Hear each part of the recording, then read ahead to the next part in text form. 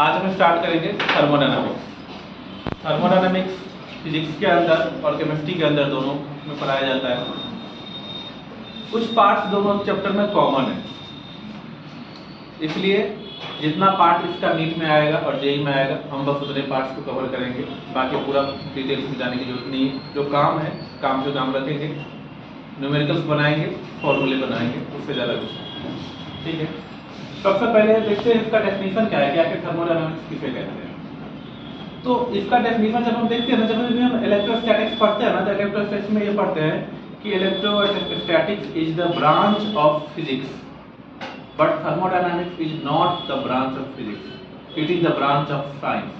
क्योंकि केमिस्ट्री और फिजिक्स दोनों में पढ़ा जाता है, तो thermodynamics is the branch of science that deals with the concept of heat, temperature and the interconversion of the heat and other form of energy।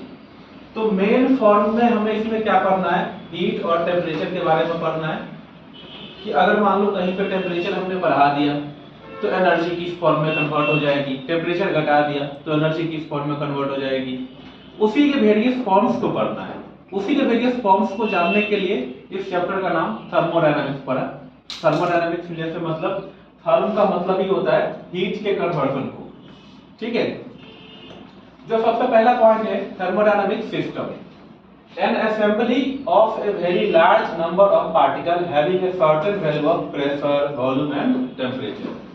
मतलब एक कोई खास ऐसा सिस्टम हो, उस सिस्टम में जैसे मान लो अगर मेरे पास ये चौक है और चौक अगर कोई सिस्टम कंटेन कर रहा है या फिर कोई सिस्टम फॉर्म कर रहा है, तो जब ये सिस्टम फॉर्म कर रहा था उस टाइम पे इसका टेम्परेचर क्या था, इसका प्रेशर क्या रहा होगा और इसका वॉल्यूम कितना रहा होगा। इन तीनों चीजों को खास तरीके से मेजर किया जाता है, खास तरीके से ध्यान रख के पढ़ा जाता है। इसी को थर्मोडायनामिक सिस्टम बोला जाता है। मेन तीन चीजें पढ़नी होती है, पी, वी और टी। इन्हीं तीनों का कन्वर्जन होगा। थर्मोडायनामिक वेरिएबल, थर्मोडायनामिक वेरिएबल कौन कौन से होते हैं, तो यहाँ पे तीन टाइप के थर्मोडायनामिक वेरिएबल होते हैं। पहला थर्मोडायनामिक वेरिएबल होता है प्रेशर, दूसरा होता है वॉल्यूम और तीसरा होता है टेम्परेचर। तो तीन टाइप के थर्मोडायनामिक वेरिएबल है, प्रेशर, वॉल्यूम और टेम्परेचर। नेक्स्ट है थर्मोडायनामिक इक्विलिब्रियम। थर्मोडायनामिक इक्विलिब्रियम क्या होता है, जैसे मान लो ये दो बॉडी है, एक स्मॉल है और एक लार्ज है।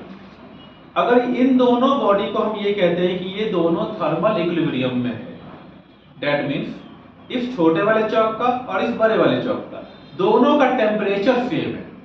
थर्मल इक्विलिब्रियम कहने का मतलब जस्ट इतना होता है, थर्मल का मतलब हीट और इक्विलिब्रियम का मतलब क्या, दोनों में कुछ ना कुछ समानता है। ठीक है ना, दोनों इक्विलिब्रियम कंडीशन में है, एक के रेस्पेक्ट में दूसरा, दूसरे के रेस्पेक्ट में पहला, तो दोनों क्या है, थर्मल इक्विलिब्रियम कंडीशन में है। दैट मींस अगर थर्मल इक्विलिब्रियम लगा हुआ है तो इसका मतलब दोनों का हीट, दोनों का टेम्परेचर क्या है, सेम है। उसको हम क्या बोलेंगे, थर्मल इक्विलिब्रियम बोलेंगे। सबसे पहला लॉ जो आता है इसमें वो है zeroth law of thermodynamics. Zeroth law of thermodynamics का स्टेटमेंट देखते हैं। It states that if two system A and B are separated in thermal equilibrium, तो क्या बोला इसने कि ए और बी, ये जो ए और बी है ये थर्मल इक्विलिब्रियम में है।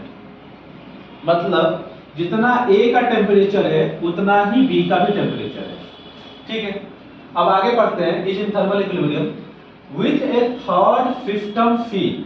ठीक है, मतलब थर्ड सिस्टम के रेस्पेक्ट में क्या है, वो थर्मल इक्विलिब्रियम में है। देन तो क्या कहते हैं, उसके बाद क्या होगा, A and B are in thermal equilibrium with each other. अगर मान लो कि ये टोटल, जैसे पहले ए और बी सिस्टम सी के रेस्पेक्ट में थर्मल इक्विलिब्रियम में था।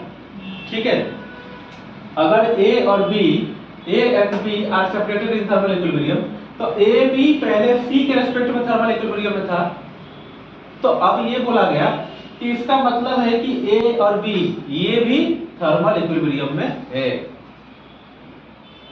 ध्यान से समझना इस चीजों को, फिर से दो डायग्राम से समझा रहा हूं। देखो ये दो टीम ऐसे मैंने बना दी, एक में A लिखा, दूसरे में B लिखा और तीसरे में C लिखा।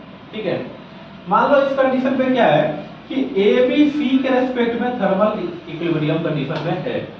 मतलब ए बी दोनों जो है ये दोनों ने एक सिस्टम का फॉर्मेशन किया, तो ए और बी दोनों मिलके एक सिस्टम कहलाए और सी अलग सिस्टम है। तो ए भी अलग सिस्टम और सी अलग सिस्टम, तो ए भी अलग सिस्टम है तो इक्विलिब्रियम में है सी के रेस्पेक्ट में। नेक्स्ट स्टेप में क्या बोला गया जीरोस लॉ में कि इसका मतलब है कि ए और बी को जब हम सेपरेट करेंगे उसको अलग अलग सिस्टम में फॉर्म करेंगे, तो इसका मतलब है कि ए और बी भी क्या है, थर्मल इक्विलिब्रियम कंडीशन में। इतना ठीक है, क्लियर है? आगे चलते हैं।